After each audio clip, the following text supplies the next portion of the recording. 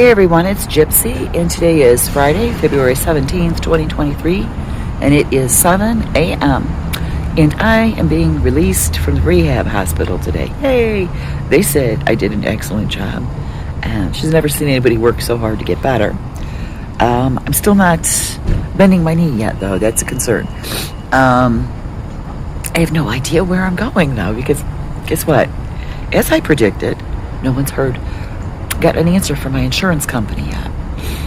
My caseworker here, before she went home for the day, stopped by my room. She says, we haven't heard anything.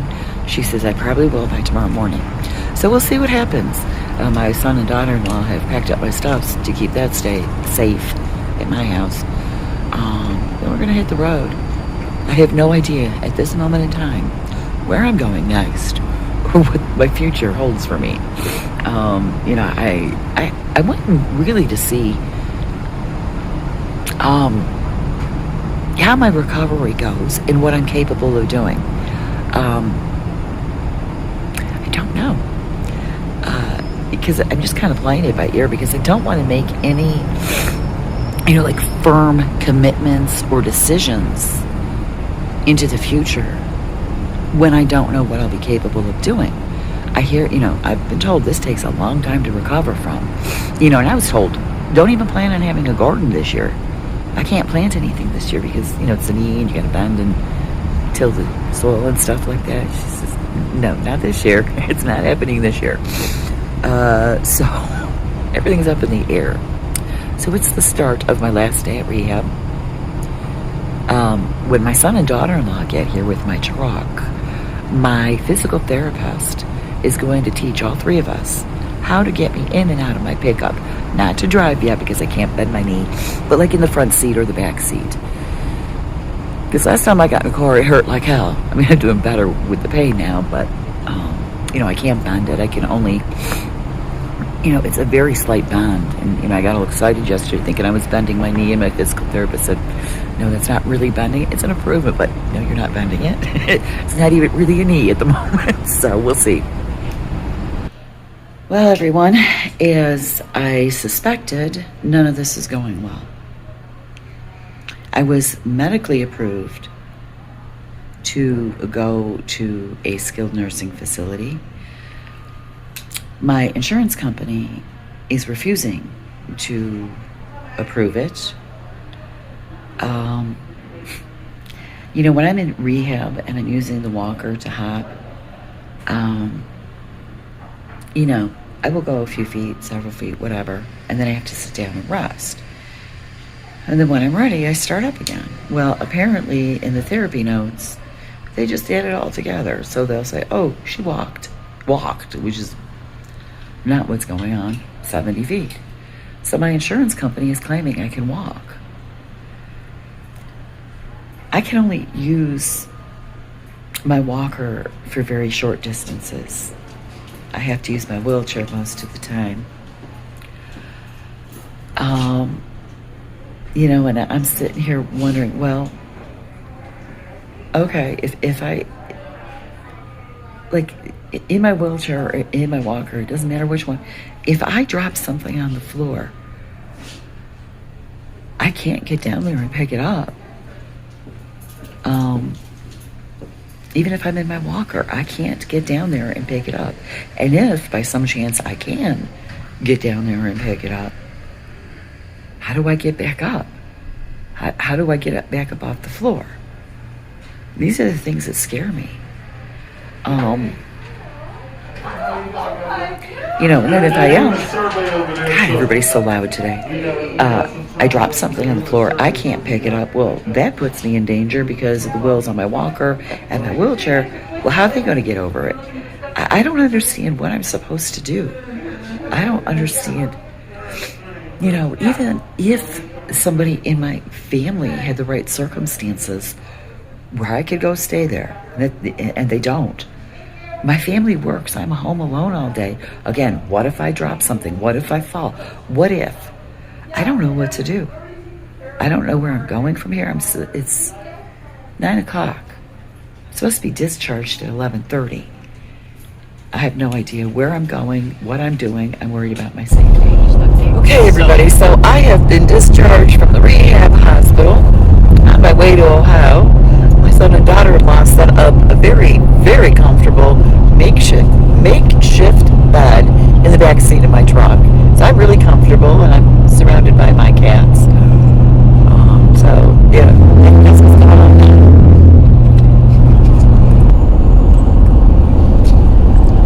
Draco. That was Persephone, I think, who answered.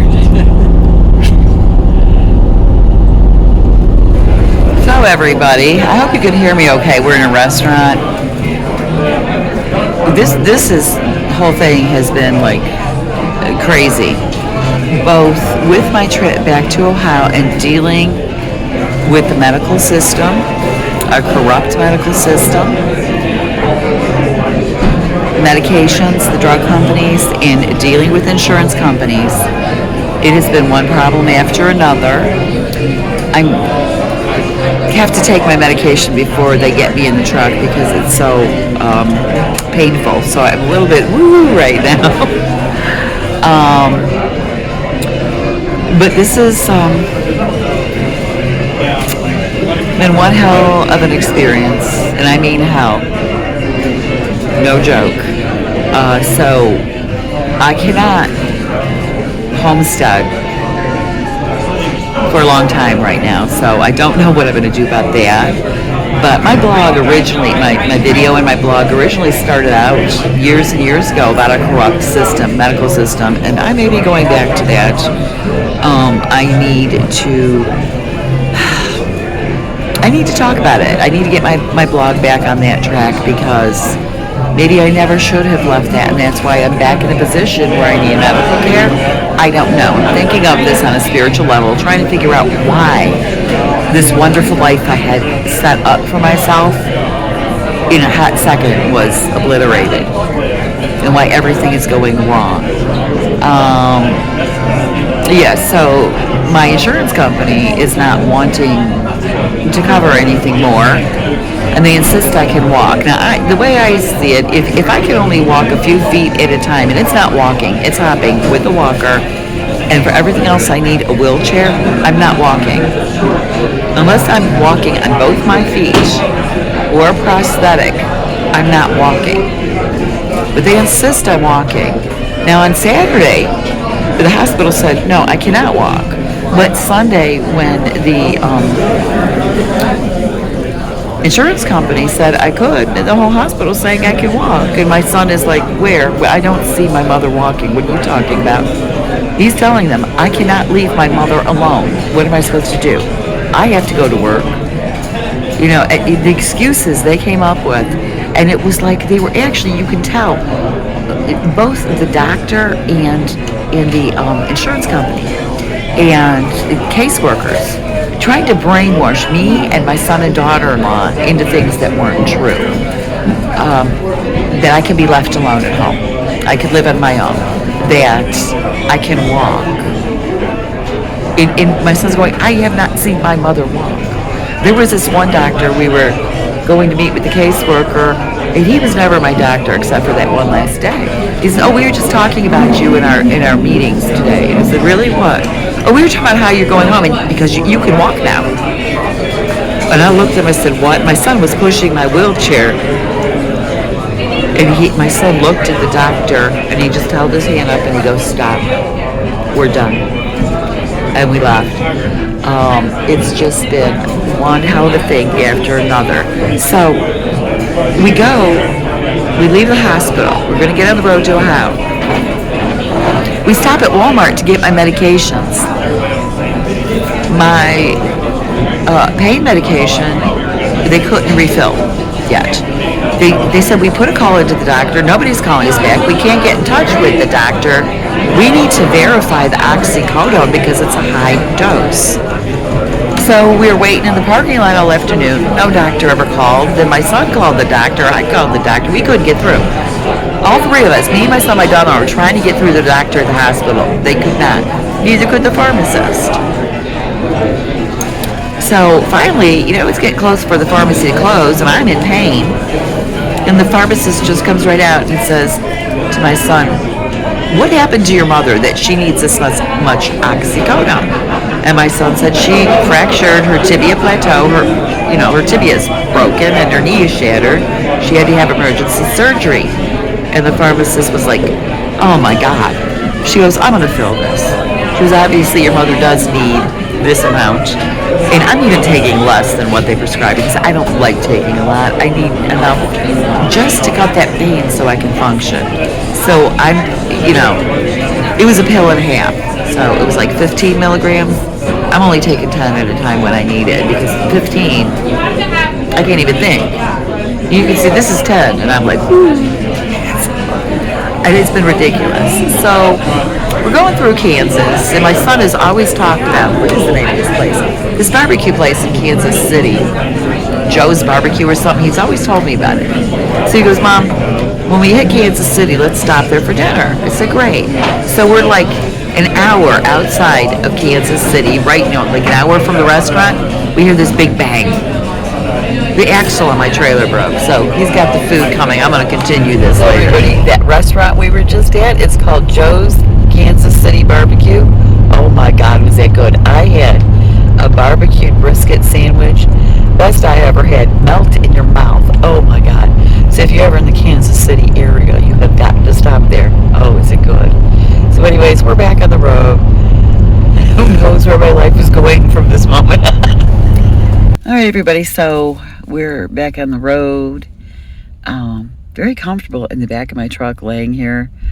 It's like more comfortable than any hospital bed or the hotel bed that I have been in since I fell. I wish I could just live back here because it really feels good. But we're on our way to Ohio. I still have no idea what is happening with my recovery, me, my life. We're trying everything to get me more help. No, I cannot walk. I could do a few feet of hopping with my walker. And I mean just a few feet. For me to just stand at a sink, because I can only use one leg right now. Is very difficult for me to stand at a stove and cook myself something. I have found that being in the hotel rooms, wow, hotels are not set up for those with disabilities, like if you're in a wheelchair or even a walker. The first hotel room I was in, that bathroom door was so narrow, I couldn't even get my walker in there. That first hotel was really bad for somebody who's in a wheelchair or using a walker. The very fact, I don't even have a home in Ohio. My trailer, there would be no way I could live in my trailer up and, from now until I'm done using a wheelchair and walker. It's going to be a long haul. This isn't forever, much longer than I would want. One day was too much. So anyways, I can't remember if I told you this in the previous segments I have taped, but driving down the highway, the axle on my trailer broke. We had to drop the trailer and leave it there. We're working with insurance now, getting a place to fix an axle and get it towed. Oh, thank you, honey. So that's where I'm at now. I don't know. For all I know, my trailer, which is my home, could be considered a total loss. I don't know. So now I'm without a house. I do have my land in New Mexico, which is a plus, but now I don't have anything to live in. A lot of people are asking me, well, what are my plans for my future? After my recovery and whatever. I don't know. I mean, things I've been told about my recovery at the beginning turned out not to be true. I don't know what I'm doing. I have to think about what's best for myself, and it all depends on how my recovery goes and how long it takes. So, I guess I'm going to leave you guys with that right now. Blessed be. and make it a joyful one.